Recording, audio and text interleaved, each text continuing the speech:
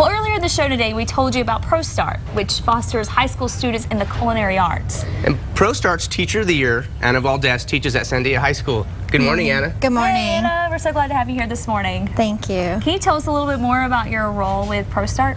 ProStart is a 2-year program for juniors and seniors at the high school level, and it's preparing them for post-secondary and/or the workforce in the food service industry. Can you tell us a little about Sandia's culinary program? I have a 4-year program, so ideally they start as freshmen, move on as sophomores, and they begin the ProStart program as juniors and seniors.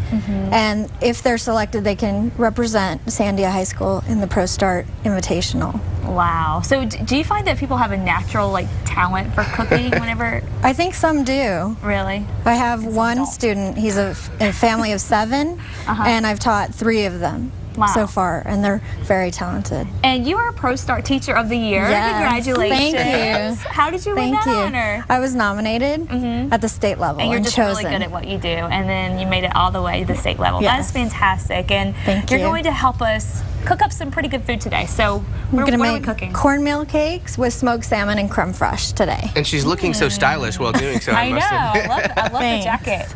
All right, well, let's get started. How do we do this? So I'm going to beat an egg. Okay. And then I'm going to add half a cup of milk. And the recipe is on the website as well. Yes. Okay, yeah. And some melted butter. And milk, melted butter. And how much melted butter is this? This is 1 tablespoon. 1 tablespoon. Okay. And what part is this of the? Is this the? This is the wet ingredient of the cornmeal cake. Ah. Can you just beat that around a little bit? And then we're going to mix the dry ingredients, which is half a cup of flour, half a cup of cornmeal. You can use white or yellow. Today I'm using yellow. Oh yeah, I could do that. Is this? Do you think this is something? It's a very simple recipe. Simple? Okay. And then baking powder, and then I'm using a pink Himalayan sea salt this morning. Ooh. That's yummy. Does the pink make a difference? The taste is a little bit different. It is. Okay. You can use any kind. And what about the salt. baking powder? What is that for? It's a leavening agent, so it'll make them fluffy. Okay. Makes it fluffy. Similar to when you're preparing pancakes. And the Himalayan sea salt is sort of like a new sort of fad now. It's got some nutritional properties to it. Yes. A lot of the gourmet sea salts are becoming popular. There's black sea salt. And what was this traditional ingredient? white. It's a honey. This one is honey. 2 tablespoons of honey. You know, I want to go back to asking you about this. This is more baking type of thing, but you know, in higher elevations, I came from sea level, moved up here, tried to cook cupcakes, and it was kind of a disaster. And I've heard that you can add baking soda or baking powder or more flour. Can you tell me what the deal is Typically, you with have to alter your ratio of fat and flour. So depending on what you're preparing, you sometimes have to add more flour and decrease the amount of oil. If you're in a higher elevation, Yes. like here in New Mexico? Yes. Ah. Have you ever, I don't know if you've ever encountered that, but it does make a difference. No, I'm not a real big baker. Well, today we're not baking, we're cooking. So what's happening now? So I've mixed the dry ingredients as well as the honey. Okay. And I'm using New Mexico honey today. Ooh. I like that. Yeah. And then I'm adding the dry into the wet. I'm just whisking it. Is there a certain consistency you're looking for as you're doing this? Similar to a pancake batter, but a little bit thicker. Okay. Can you over mix this or no? Yes. You can't, so be careful. Because we're using flour, you can overdevelop the gluten strands. So What's that mean? that means that your pancake will be tough. Okay. And you want it to be nice want it to and be soft and fluffy. All right, so don't overbeat whenever you're working with flour. Okay. So then we're going to mix this together. Yes, and then we're going to prepare them here on the stove. Okay. Similar to a pancake. And we're cooking it on medium high or? On medium. Medium? Okay. Now, do you want to preheat your pan? Yes. Okay. Or you can use a griddle if you have a griddle, similar to making pancakes. Is this something that you do with your students? Do you guys cook stuff like this at Sandia or? A lot of the time. A lot. Okay. And do you guys? And we prepared this dish 2 years ago, I believe, for competition, and we placed third. You placed third with this dish. That's awesome. It was our appetizer. During the break, we were talking, and she was saying that there's quite a waiting list to get in her class. That And she even has a She's student from another teacher of the school. year. Yeah, from another school who takes her class. I have a wait list, I think, of about 200 students. So what's the trick? How do you get into your class then? Like what? Usually it helps if they come speak to me ahead of time and they show their interest, and it helps if they bring pictures of their work. Okay. Because then I know they're so it's serious. a competitive program. Yes.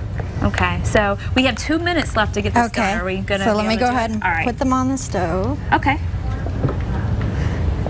And this is just kind of like cooking pancakes right here. Yes, or Bellini. Okay. Those are cute. And then we're going to top them with smoked salmon and creme fraiche. Wow, that sounds delicious. And I also sometimes like to put chipotle salt or cilantro. Okay. Today we're going to use dill. Good. So what happens next then? So we're gonna let this. We'll just wait for those to cook, and then we'll plate them here. Put the creme fraiche on top, then the smoked salmon, and then some fresh dill. And what's the creme fraiche? It's similar to a French sour cream. Oh, okay. Oh, okay. A little bit of tang. A little bit of a tang. All right. Sounds yummy. So we're gonna cook these up. How long will you do? You just like pancakes? Do you wait for the bubble? Yes, Is that and then how you it flip works? them. And then you flip See, it. you know. Okay, so we have about a minute here to work with, so we'll just watch those. Do you have any tips when cooking this dish to make sure it turns out right? Just, again, don't overmix Okay. and measure your ingredients. And how about Measure. you had your egg and you had everything measured out before we started. Right, that's called mise en place. It's a French Mise en term, place. everything in its place. So you pre-measure everything and it's ready to go. So that Makes it a limits lot easier. mistakes. Keep you and organized. How about the eggs? I noticed they were out. Does it make a difference when cooking them if they're at room temperature versus just right out of the refrigerator? Typically when you're baking is when you really want them at room temperature. Okay. Alrighty, well, we're gonna let this cook on the stove. Of course, we're not quite finished yet, but when we come back, we're gonna finish it up and have a little tasting. And of course, for more information on this recipe, you can visit casa.com. And don't forget the culinary competition Wednesday, and there's that information on the screen for you.